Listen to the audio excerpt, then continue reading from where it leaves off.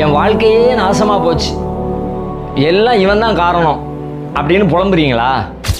உன்னை தெளிவாக புரிஞ்சுக்குங்க, உங்கள் வாழ்க்கையை யாரும் நாசமாக்க முடியாது, நீங்கள் அதுக்கு அனுமதி கொடுத்தாலே தவிர.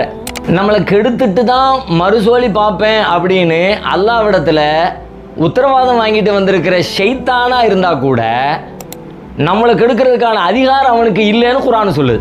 நாளைக்கு கியாமத்தில் அவனை பார்த்து என் வாழ்க்கையே நாசமாக்கிட்டேடா பாவி அப்படின்னு நம்மளாம் புலம்புற தருணத்தில் அவன் சொல்லுவானா, ஒமா கானலி அலைக்கும் மின் சுல்தான், உங்கள் மேலே எனக்கு எந்த அதிகாரமும் இல்லைப்பா.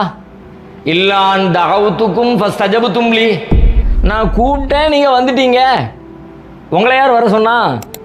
நீங்கள் உங்கள் புத்தியை கொண்டு சிந்திக்க வேண்டியதானேன்னு அவன் நாளைக்கு கேள்வி கேட்பானான். வழிகெடுத்த ஷைத்தானையே குறை சொல்ல முடியாதுன்னா மற்றவங்களை நம்ம எப்படி குறை சொல்ல முடியும்?